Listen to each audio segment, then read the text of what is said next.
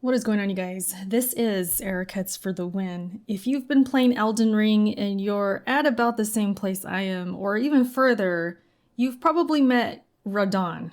And you know this fight is kind of ridiculous. At least it feels that way. And I was going through it a little bit. I was trying to fight him the honest way. And it just got a little bit overwhelming. So I was like, you know what? I don't think this guy deserves an honest fight. I think I want to cheese this dude. So I saw a video online on YouTube about a certain tactic. And then that same tactic I heard on Twitter, thanks to PMS Jordan. She let me know that that's what she did. And so I wanted to give that a shot and see what's up with that. But then there was this other tactic of cheese that I saw as well. So I wanted to try both and see which one was better and worked for me. So we're going to go through those results today. I'm going to let you guys know what happened. So Radahn is very aggressive. We know this. He covers a lot of ground. Even though it is a big open field to fight in, it seems small with how fast he is. And you have to summon these helpers, right? You have to get these guys moving with you to kind of take off the attention, get him distracted. And a lot of things have to go right. I felt that with every single try, every attempt. I felt like the friends that I summoned, these NPCs, I felt like they had to be in good position. I had to work the area to make it so they're in position and I'm in position and the attention's off of me. And sometimes it just didn't play along and it didn't cooperate. So it can be frustrating. I've been there. I understand. So if you are frustrated or you've been through it already, you probably know what's up too.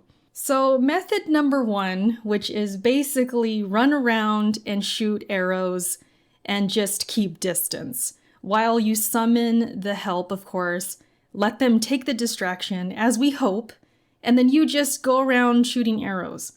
So I tried it. I bought about 100 arrows. I used the pulley bow +2, which is what PMS Jordan recommended or used. And then I equipped the talisman for arrows reach, which gives it more effective range. So I was good to go. I felt like, okay, I think I'm ready. And it started off really well. I actually almost had him until he one-shot me at the end because it just felt like I still had to get close enough and I kind of had to still work the area. And because it's kind of tedious, which I don't like, I'm not very much the tedious type, it took long. And it felt like, with arrows missing at certain angles, it felt like I had to just keep lining him up. And so because of that, it takes a little longer. Second phase, we know he's ridiculous and he one-shot me. So it was going good. I tried a couple more times and then it got a little bit worse as I went because the tedious nature of it started to get to me. So I gave it a few more tries till I said, the hell with it. I'm not doing this anymore because I feel like if we're gonna cheese, it should feel like a cheese. And I felt like I had to really work for this cheese. Like I had to make sure everything went right. And when it didn't, it was catastrophic. Like it was just like one-shot kill, frustration, repeated frustration, and then doing it all over again. It just got to me. And I was like, I don't like this. So I went with method number 2, which is the reason I had to respec because my faith was a bit too low. My arcane was too low. And we need those two to be at a certain stat level to use Dragon Breath Rot. And this is the tool that makes this boss fight light work and quicker, much quicker than the first method, which is what I appreciate. So method 2, we went in there. I had my Dragon Rot ready to go. With both methods, let me just say this. The beginning is so important because he's shooting those big ass arrows. You have to dodge them or have them get blocked so you can summon the NPCs. And that is always a tricky thing. You got to get that timing down a little bit. with the beginning, and then you got to know when to jump on your horse, when not to be on your horse, because sometimes when he would shoot that arrow, actually most of the time, when I was on my horse, he always got me. So I felt like I had to be on foot to roll at the right time.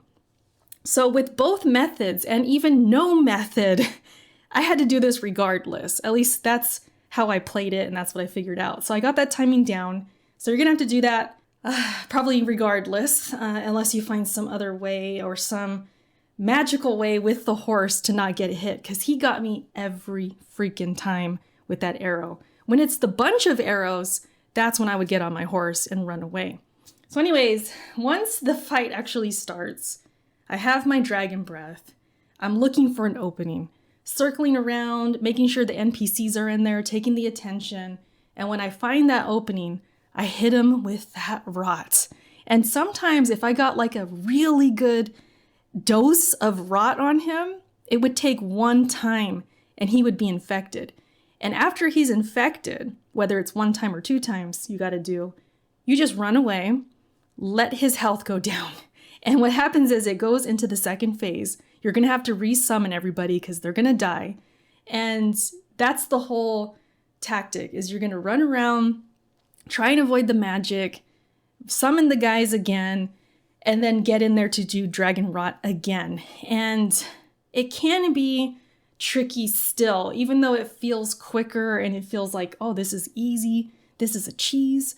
It's like, you still have to not get hit by that magic. And it can be frustrating, whether you're doing this one or the arrows. Both ways can be frustrating because you could be doing very good and then boom, you're just done because you get hit with magic in a one-shot kill. And so that's what I had to battle against. And luckily, on my final attempt, I was able to hit him with that rot really well. And I just vominosed out of there. I'm like, I'm gone. See ya. I took off. I let the NPCs do their thing. Just, you guys stay over there. I'm going to the other side and we're going to ride this out. I'm like, I'm out. Freaking deuces, you jerk. I was done with this dude. I don't care if I had to cheese him in the worst way. There's probably even better ways to cheese this dude. But the dragon rot breath was pretty nice. And I was kind of focused on that. Like, I wanted to kill him this way. I felt like, you're disrespectful, so I'm going to disrespect you back. And we're going to get you up out of here. So I feel like this tactic was better because it was quicker.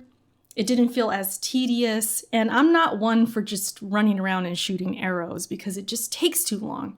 And maybe if I had a better bow and I had better things going on, probably be better off. But it was an experience, let me tell you. This is the first fight of the game that actually had me pissed off. And as an expecting mother, I kind of feel like this responsibility of like, I shouldn't be getting mad, right? I should be chilling. I need to relax. So I'm kind of glad I fought this dude when I did, because it reminded me like, hey, Erica, maybe that you should think about like some co-op going forward if you get frustrated, because I'm not trying to get mad, I'm not trying to sweat over here. But he was a good test. And up until this point, I think I was coasting. And now it's like, okay, there's going to be these bigger dudes. I'm going to have to worry about these guys. And if I can't cheese them in some way, we might have to pull up on that co-op. But yeah, no, it was a good reminder for that. And one hell of an experience. I'm not a big fan of this boss. I knew even when I beat him, I wasn't going to feel that great about it. And sure enough, I didn't. I was like, I just want to get this guy out of here. So yeah, that's pretty much it. I hope you guys enjoyed the video. Thank you so much for watching, and I will catch you in my next one. All right, take care. Talk to you guys later. Bye.